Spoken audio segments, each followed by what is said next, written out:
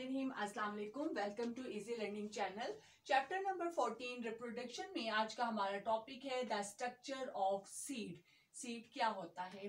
Seed is that part of a plant which develop after the fertilisation of ovule. Seed पौधे का, plant का वो हिस्सा होता है जो कि ओव्यूल की फर्टिलाइजेशन के बाद बनता है।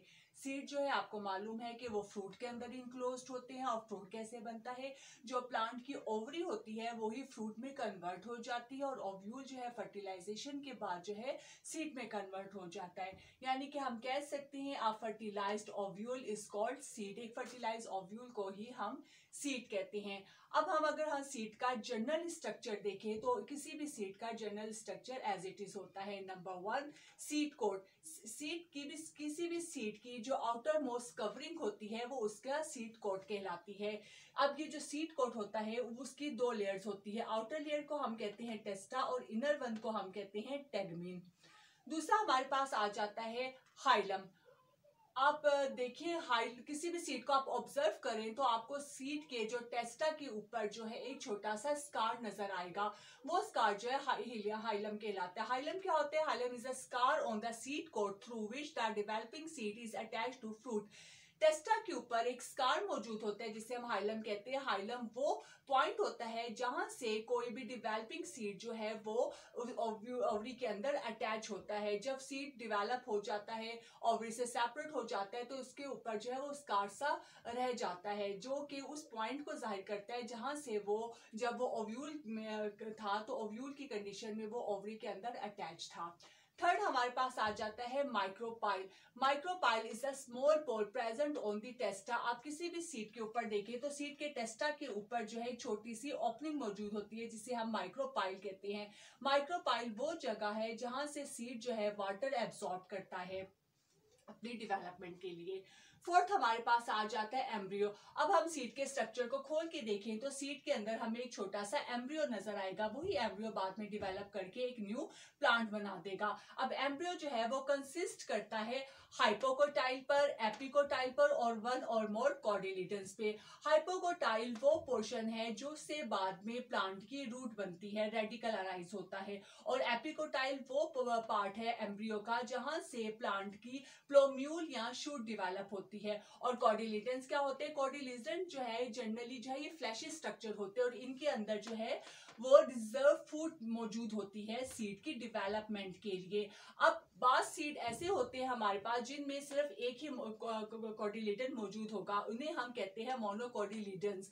जैसे हमारे पास इसकी एग्जांपल आ जाएगी कॉर्न सीड, वीट वगैरह। और दूसरे बास हमारे पास प्लांट के सीड्स ऐसे होते हैं जिनमें दो कॉर्डिलेटन्स मौजूद होते हैं, इसीलिए हम उनको कहते हैं डाइकोटिलेडनस सीड। जैसे हमारे पास एग्जांपल आ जाती है इसकी बीन्स का सीड जो है।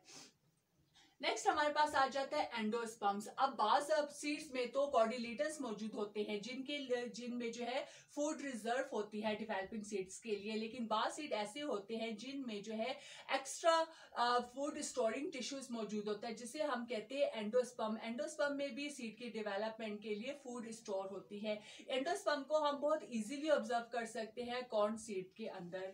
नेक्स्ट हमारे पास आ जाता है रेडिकल।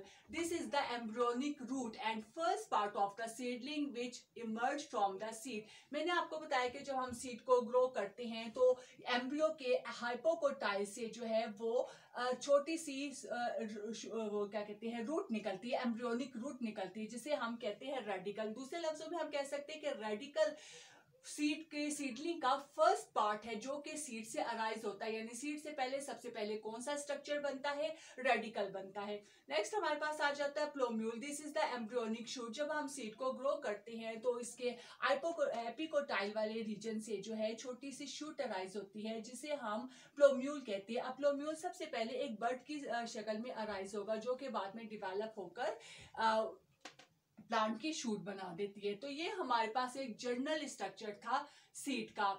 नेक्स्ट हम इस स्ट्रक्चर ऑफ सीड के साथ सीड डिस्पर्सल को भी देख लेते हैं कि सीड यहाँ से वहां जो है किस तरीके से ट्रांसफर होती है। डिस्पर्सल होता क्या है? अगर हम डिस्पर्सल की डेफिनेशन देखें तो स्कैटरिंग और transport of seed from one place to another by means of dispersing agent. किसी भी डायपर्सिंग एजेंट की मदद से जब किसी भी प्लांट के सीड एक जगह से दूसरी जगह जो है ट्रांसपोर्ट होते हैं या स्कैटर्ड होते हैं, इस प्रोसेस को हम सीड डिस्पर्सल कहते हैं। सीड डिस्पर्सल किसी भी प्लांट की ग्रो में बहुत ज्यादा हेल्पफुल साबित होता है। अब हमारे पास 3 वेज हैं जिसके जरिए सीड डिस्पर्स होते हैं। Number 1 by mean of wind, by animals and by waters. सबसे पहले हम देख लेते हैं बाय विंड्स। ऐसे सीड जो कि विंड के जरिए डिस्पर्स होते हैं वो जनरली जो है लाइट वेट होते हैं, स्मॉल साइज के होते हैं, ताकि वो इजीली हवा के जरिए जो है एक जगह से दूसरी जगह तक स्कैटर्ड हो सके। जैसे हमारे पास एग्जांपल आ जाती है इसकी कॉटन सीड। दूसरा हमारे पास आता है dispersion bye means of animals.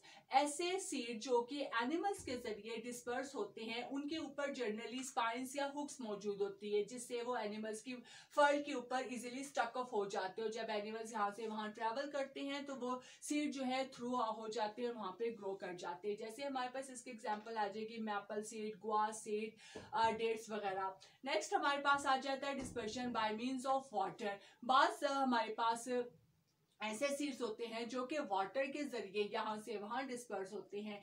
ऐसे सीड जो हमारे पास वाटर के जरिए डिस्पर्स होंगे वो जनरली हॉलो होते हैं ताकि वो इजीली पानी के ऊपर जो है फ्लोट कर सके। इसकी एग्जांपल हमारे पास आ जाती है कोकोनट सीड की और वाटर लिली की। ये तो था हमारे पास आज का topic, structure of seed and the seed dispersal. इंशाल्लाह ताला इससे नेक्स्ट टॉपिक में हम जर्मिनेशन ऑफ सीड को डिस्कस करेंगे कि सीड जर्मिनेट कैसे करता है। तो स्टे ट्यून विद मी, मेरे साथ रहिएगा, मेरी वीडियो को देखते रहिएगा। आज की वीडियो पसंद आई हो तो मेरी वीडियो को लाइक कर दे और प्लीज मेरे चैनल को सब्सक्राइब कर दे। इंशाल्लाह ताला आपसे नेक्स्ट वीडियो में नेक्स्ट टॉपिक के साथ मिलते हैं। तब तक के लिए इजाजत दीजिए। अल्लाह हाफिज।